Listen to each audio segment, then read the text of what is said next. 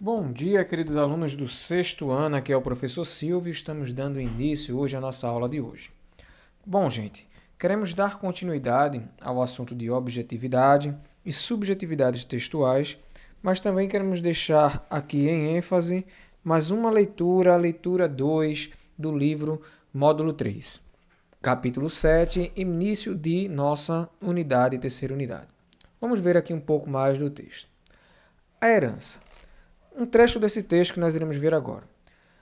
Desde pequeno, eu via meu avô lendo aquele livrão grosso, de capa dura, azul, e ficava imaginando: por que é que o vovô nunca acaba de ler esse livro?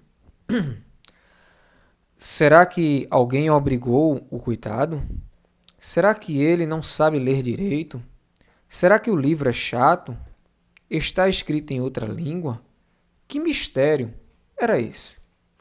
Até que um dia eu, com os meus 8 ou 9 anos, perguntei para ele: Ô vô, por que é que você nunca termina de ler esse livro?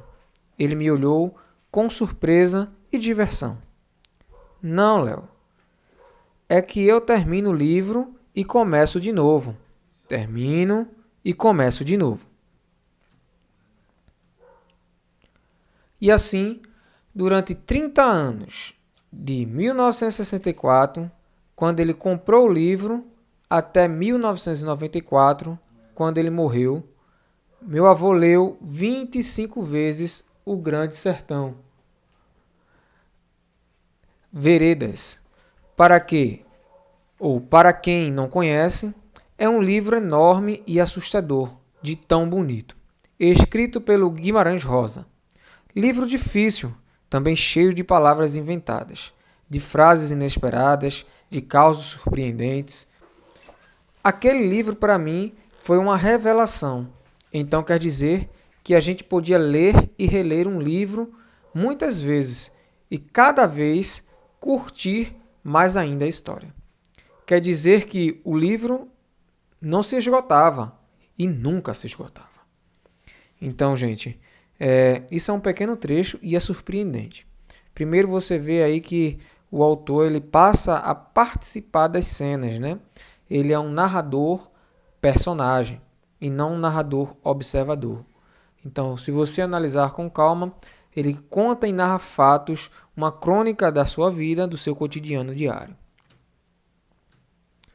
Bom, no livro Ninguém Me Entende Nessa Casa, Crônica e Casos, do autor Léo Cunha, ele escreveu e organizou 26 crônicas com fatos do cotidiano, que eu acabei de informar, cheios de histórias curiosas, de família, de amigos e de lembranças, principalmente as suas lembranças.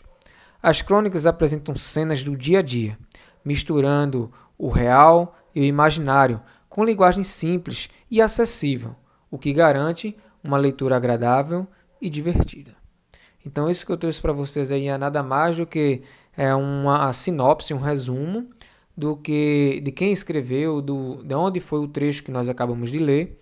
E o autor Léo Cunha, ainda vivo, em algumas partes do YouTube, ele narra algumas histórias que ele já criou, algumas crônicas, mas sempre trazendo lembranças ou algo que ele vivenciou, principalmente em família ou com os amigos, tornando a história assim agradável e divertida.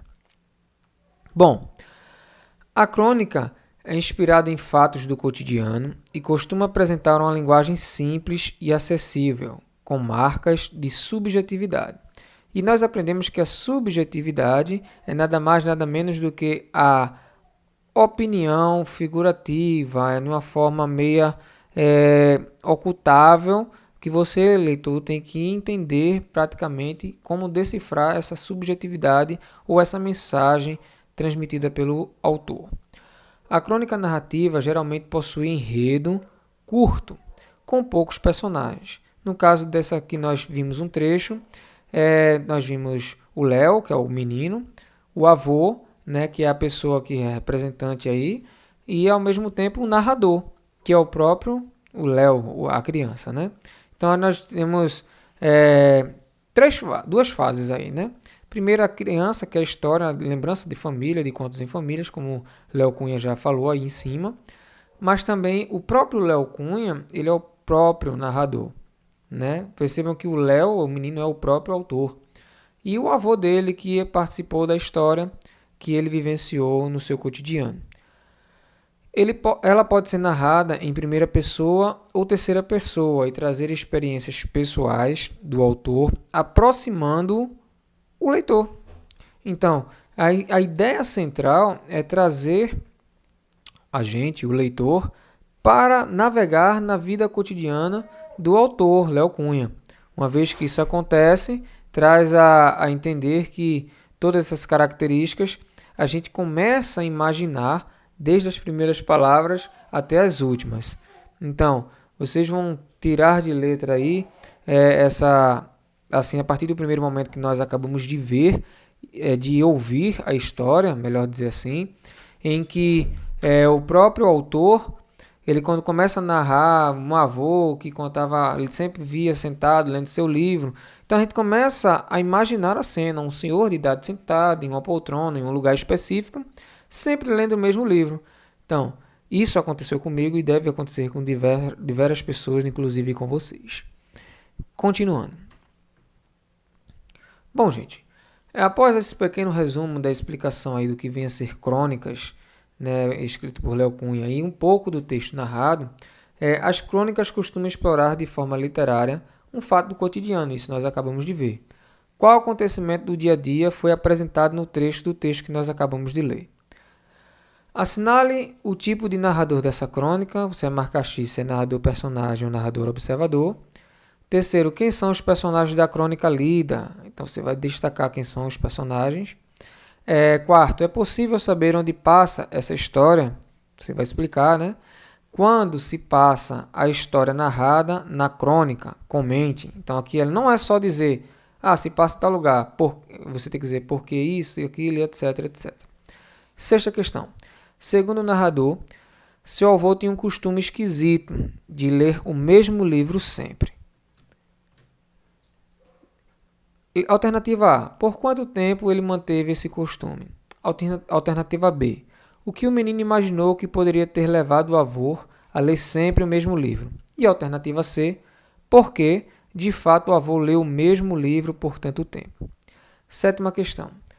Como o livro é descrito pelo narrador? Oitava. O que essa descrição revela sobre a relação do narrador com o livro e com o avô? E a nona questão. Por que o narrador afirma que o livro do avô, abre aspas, era mais do que um livro, era um verdadeiro baú? Então você vai explicar por que dessa frase aí. Bom, gente, finalizando a aula de hoje, envie as fotos das aulas de vocês, lembrando que essas perguntas e respostas devem estar numa folha de caderno com cabeçalho completo. Então isso envolve o nome da escola, seu nome, nome do professor responsável por essa disciplina, e a data. Lembrando que deve ser escrito as perguntas e as respostas de caneta azul ou preta, para melhor compreensão da gente, professor, na hora de fazer a sua presença na aula de hoje. Tenham um bom dia a todos e até a nossa próxima produção de língua portuguesa. Beijos e abraços, professor Silvio Cavalcante.